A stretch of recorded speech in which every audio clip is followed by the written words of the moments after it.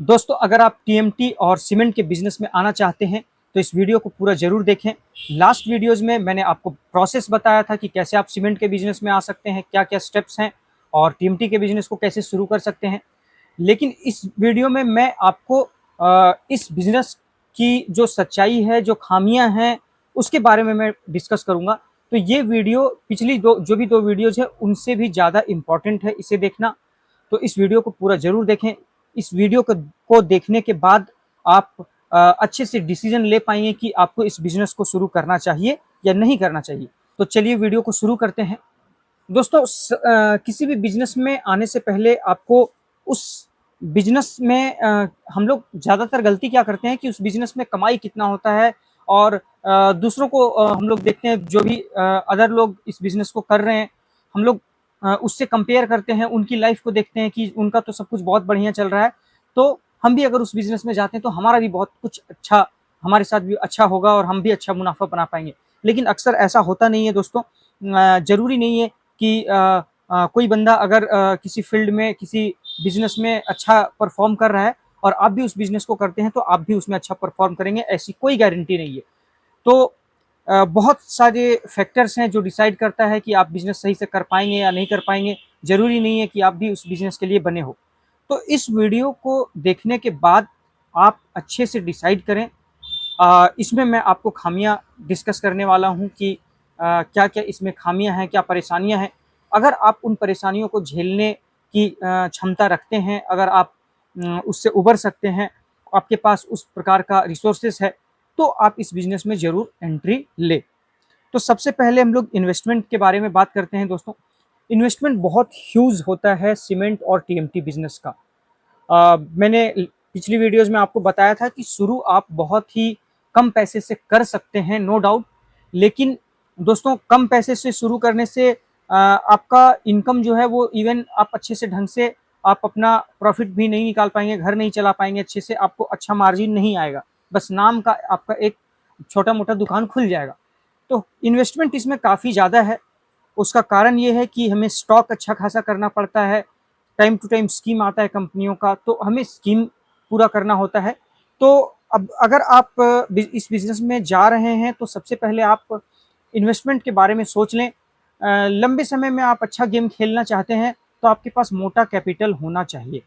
छोटा मोटा पैसा लेकर के आप बैठेंगे तो आपका काम नहीं चलेगा। बस आप समझ लो, इससे बढ़िया है कि आप राशन का दुकान खोल लो। सीमेंट के बिजनेस में फिर मत आओ। अगर आप कम पैसे से शुरू, भले ही शुरू आप कम पैसे से करो, बट आपके पास आ, कोई बैकअप होना चाहिए अच्छा कैपिटल का।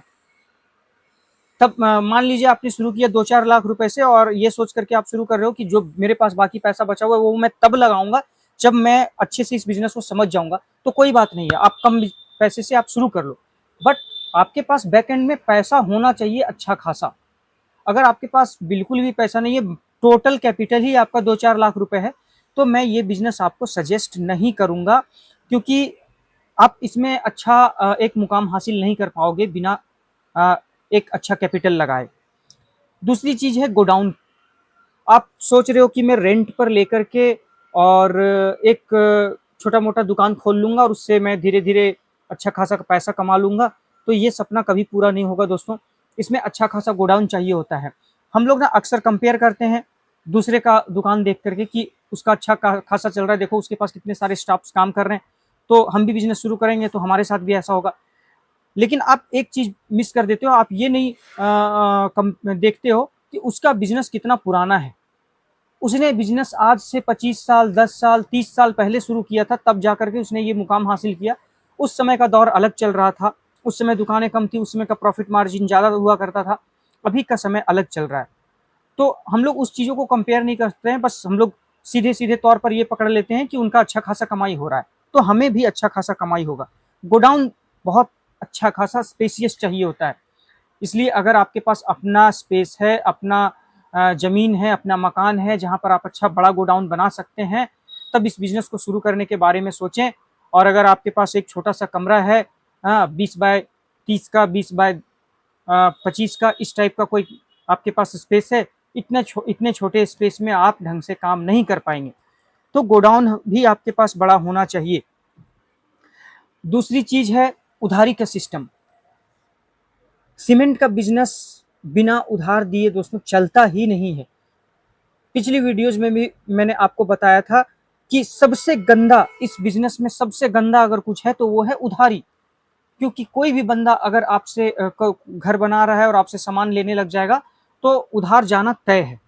बहुत कम ऐसा होता है या कुछ ऐसे कस्टमर आपके पास आएंगे जिन्होंने पूरा मकान अपना लगभग काम किसी और दुकान से करवाया है, वहाँ कुछ बकझक हो गया या वहाँ पर उसने उधार मांगा, वहाँ पर उसे उधार नहीं मिला, फिर जाकर के उसने कहीं से पैसा इकट्ठा किया, फिर ईगो आ गया कि चल उस दुकान में तो अब मुझे खरीदना ही नहीं है, उसने उधार नहीं दिया मेरे को।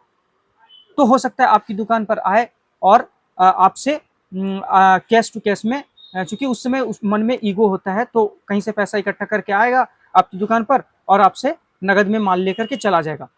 लेकिन जहां पर आपका रेगुलर बेसिस पर काम चल रहा है, जो आपके रेगुलर कस्टमर हैं, उनके साथ उधारी में माल जाना तय है और पैसा कब मिलेगा इसका कोई गारंटी नहीं होता है।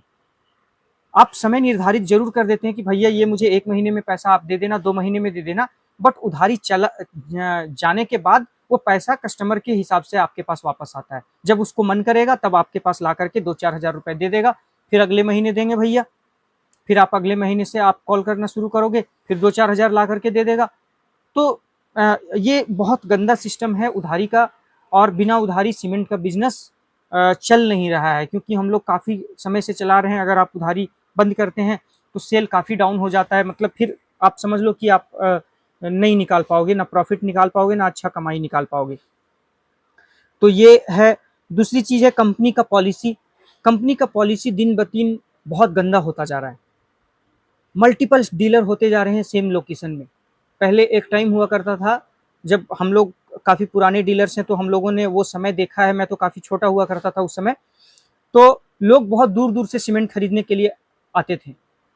अभी के टाइम में क्या हो गया है, 2-4 किलोमीटर में मार्केट सिमट गया है, क्योंकि आप 5 किलोमीटर का रेडियस पकड़ोगे ना तो उसमें बहुत सारी दुकानें हैं, एक आपका दुकान है नहीं, और सबको माल उसी एरिया में बेचना है। तो बताओ कितना ज्यादा कंस्ट्रक्शन, कितना ज्यादा हो रहा है।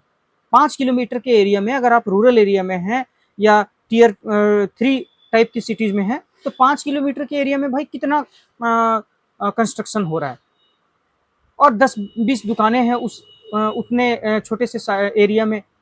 तो रेट का जो कंपटीशन है ना वो बहुत ज़्यादा हो गया है। अभी पर बैग के हिसाब से 5 रुपए या मैक्स टू मैक्स 10 रुपए के मार्जिन पर काम हो रहा है, मैं खुलेआम बता रहा हूँ, ये है मार्जिन। तो इसमें बहुत प्रॉब्लम है। कंपनी का पॉलिसी दिन ब दिन बदतर होता जा रहा है, मल्टीपल डीलर खुलते जा रहे हैं, कंपनी को कोई फर्क नहीं पड़ता है। आप पुराने डीलर हैं, आप अच्छा काम कर रहे हैं कंपनी के साथ, कोई उससे कुछ लेना देना नहीं है। कंपनी को सेल चाहिए, कंपनी दिन ब दिन डीलर्स की का नंबर जो है वो बढ़ाते ही जा रही है। उसके बाद पेमेंट का सिस्टम, कंपनी आपको 4 से 5 दिन का पेमेंट का टाइम देता है कि अगर आपको सीडी चाहिए तो 4 से 5 दिन में पेमेंट आपको करना पड़ेगा, बट कस्टमर से हमें कब पैसा मिलेगा इसका कोई गारंटी नहीं है। और असल प्रॉब्लम अब मैं आपको बताता हूँ, मैं हमेशा वीडियो के एंड में रखता हूँ भाई असल जो प्रॉब्लम होता है, इसीलिए मैं बोलता हूँ बार बार वीडियो को एंड तक जरूर देखें। असल प्रॉब्लम है स्कीम का प्रॉब्लम। कंपनी जो हमें स्कीम देती है, सीमेंट कंपनियां खास करके, टीएमटी में तो चलो कुछ हद तक सही है, बट सीमेंट कंपनी में जो स्कीम आता है भाई वो आपको वो कॉम्प्लेक्स होता है और आप समझ नहीं पाएंगे, आपको समझाया भी नहीं जाता है डीलर्स को, खास करके छोटे डीलर्स को। तो इस चीज का फायदा बड़े डीलर्स उठाते हैं और छोटे डीलर्स को काफी नुकसान झेलना पड़ता है। ये पूरा का पूरा सिस्टम टारगेट बेस्ड होता है। आपका क्वार्टरली टारगेट पूरा हो रहा है भैया तो आपको रेट मिलेगा सही का। आपका अगर मंथली टारगेट पूरा हो रहा है, क्वार्टरली पूरा हो रहा है, एनुअल टारगेट पूरा हो रहा है, तब जाकर के आपको 2-4 रुपए का बचत होगा। तो ये जो पूरा स्कीम वाला फंडा है, इसी ने सब लोगों को परेशान करके रखा हुआ है, खास करके छोटे डीलर्स को। बड़े डीलर्स क्या हैं, उनका वो लोग कंपनी के जो टॉप लेवल मैनेजमेंट है उनसे बात भी कर सकते हैं, उनके पास एक्सेस होता है और कंपनी के टॉप मैनेजमेंट उन पर ध्यान भी देते हैं। लेकिन भाई टॉप मैनेजमेंट जो छोटे डीलर्स होते हैं उनके पास तो कभी टॉप मैनेजमेंट वाले कॉल भी नहीं करते हैं। जो उन्होंने लोकल एरिया में सेल्समैन दे करके रखा हुआ है वही उनके पास जाते हैं, और उन्हें कुछ ज़्यादा नॉलेज होता नहीं है, ऊपर से जो बता दिया जाता है वही वो बस रिपीट करके आपकी दुकान पर से चले जाते हैं। आप समझो आपका टारगेट पूरा हो रहा है या नहीं हो रहा है, लेजर में पैसा आ रहा है या नहीं आ रहा है। कोई कंपनी को इससे लेना देना नहीं है। आपका टारगेट पूरा हुआ तो मिलेगा, नहीं हुआ तो आपने क्या रेट में माल बेचा है उससे कोई कंपनी को मतलब नहीं। आपको नुकसान हो रहा है, हो रहा है। तो मोटा पैसा, बार बार मैं इसीलिए बोलता हूं, मोटा पैसा लेकर के आपको बैठना होगा इस बिजनेस में। टारगेट पूरा करने के लिए आपको मार्केट में मटेरियल पुश कर करके बेचना होगा, और इसी की वजह से उधारी जाता है। क्यों? आपको टारगेट पूरा करना है।